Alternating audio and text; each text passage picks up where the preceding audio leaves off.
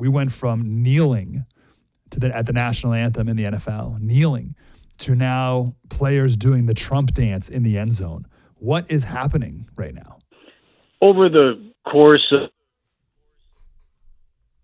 5 years, Trump's perseverance, his just unbelievable perseverance, his political courage, and then after that first assassination attempt, his physical courage, I think two things happened.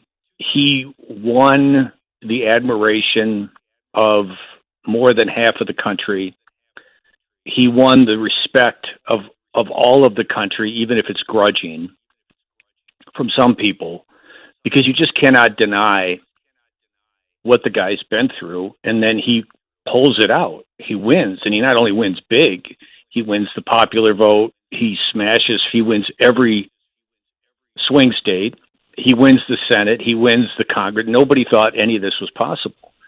So that in and of itself has said to people, along with, you've got Michael Rappaport coming out for Trump. You've got Joe Rogan coming out for Trump. You've got Elon Musk coming out for Trump. And all of a sudden, I think people said, I'm not alone anymore. So you've got this joy of victory mixed with the fact that I'm not alone anymore and I'm not crazy. The people trying to turn boys into girls are crazy. And I'm coming out now because they've tried everything and it didn't work. So I'm not afraid. The stigma is gone. The stigma of supporting Trump has vanished. And now supporting Trump has become cool and rebellious, and it is very healthy culturally. And it was just a matter of time. If it wasn't Trump, it would have been something else, because people were going to get tired of this stifling woke era. How did it rise? What's the postmortem on this, on what was? How did it get to be such a constricting or powerful force in the first place? It was just a big gaslighting campaign after Trump won, and it really started before then. But it was a gaslighting campaign of emotional blackmail. If you don't bend the knee to George Floyd, you're a racist. And in the media and academia, as well as Hollywood, just getting together and trying to, what I've always said, is alter human nature. And they just gaslighted us. And they so stigmatized Trump that people were afraid to say they supported him. And that's why he won in 2016. But after a while, it reminded me a lot, and I'd written about this years ago, 2 or 3 years ago, when this whole woke thing started. The 60s were a lot of great things happened in the 60s. There's no question, the civil rights movement specifically. But a lot of the 60s was full of smug and humorlessness, and everything was political. And then what happened? The 70s and 80s came along, and the younger brothers and sisters of the hippies, of the self-important hippies, just said, you know what, I'm just going to have fun. Because they got tired of it. You get tired of everything being political. You get tired of everything being an argument. You get tired of the fun being removed out of everything. And that's what happened. That's what Trump has ushered in here. The pendulum is swinging the other way. And it was just a matter of time, because we're free people and we're just sick of it. And I think one of the big inflection points in breaking the woke was Elon Musk purchasing Twitter. That's amazing. $44 billion.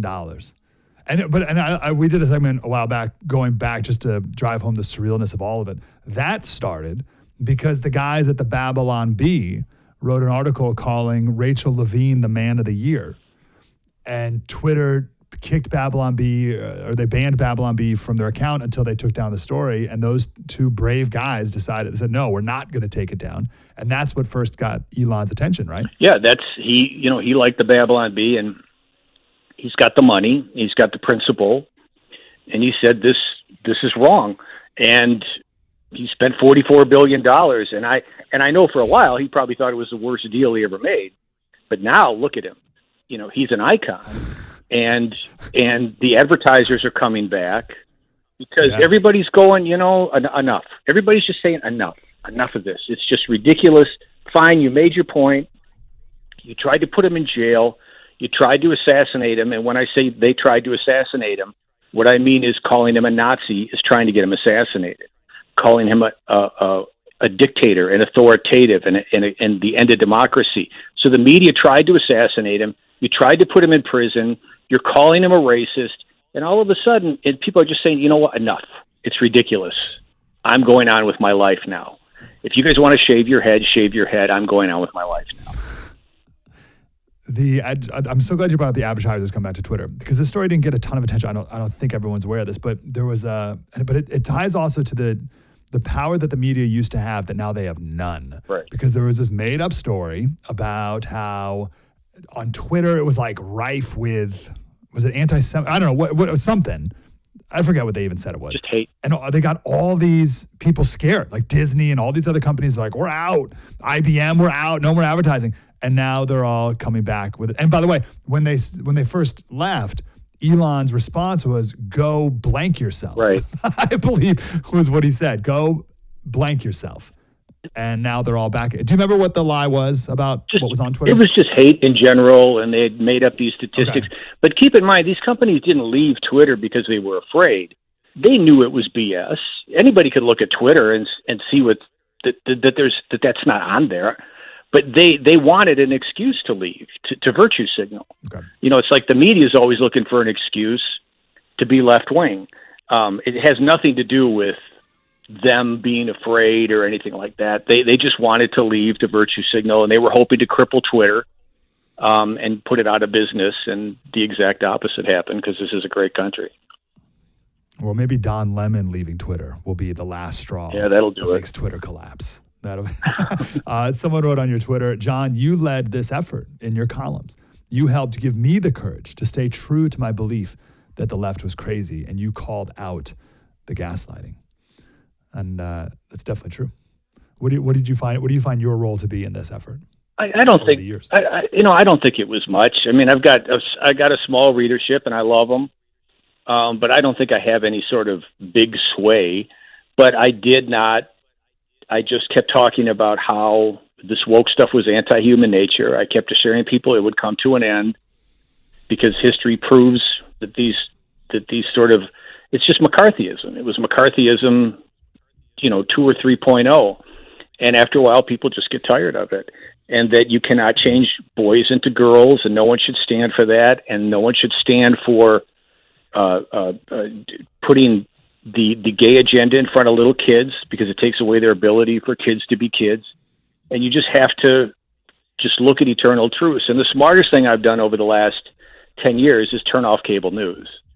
I just don't look at it anymore, because it can affect your thinking. Yes, it's amazing. And then that's what I wanted to pivot to. And I want to play this, or part of this Mika Joe thing in a second. But just before we even get to that, so I don't watch cable news either, but still I would, even me, as extremist as I am, I was catching up to you, where I would notice that still media would influence my thinking a certain amount. What I would read some headline, and I would like feel the need to like rebuke it or like speak against it or something. Or it would paint my picture of reality in some way. And I guess I didn't really fully realize how much it still had that influence until after the election. And there was some headline, I got to find out exactly what it was, but it was about like one of Trump's picks or something like that. Maybe it was like Matt Gaetz' pick or something. And I was like, oh, I don't believe that at all. Like that is a total lie. And it meant zero, absolutely zero, like it didn't even exist. And that was incredibly liberating. And I'm sure you've felt that feeling for a while now, to just totally dismiss these people as liars. I felt it. One of the best times I felt it was the last couple of weeks of the campaign. Now, I was less nervous about this election than any election I can remember, but I wasn't sure Trump was going to win. But when I saw the last week of the campaign, where the media was calling Madison Square Garden a Nazi rally, and they lied about Trump wanting Liz Cheney executed, and that dumb Iowa poll came out. I think 10 years ago, I would have been freaking out, because the media could get under my skin. And now I just laughed at all that stuff. I just thought, this is just desperate and dumb. and it is very liberating. It also does a lot of good for your blood pressure. Yeah, that's right. By the way, Ann Selzer, she said she is retiring from polling and moving to other ventures and opportunities. Yeah, and then she releases the internals of her poll, and her survey group was +1 Trump when he won Iowa by double digits, I think, in 2020 and 2016. I mean, and then people were defending, oh, she's got integrity, and this is just no. We all know what that poll was meant to do. You don't make a mistake like that. And It's just, I think she thought we got a 50-50 election, and this poll can drop like a bomb and demoralize, and it's so good to see it blow up in her face.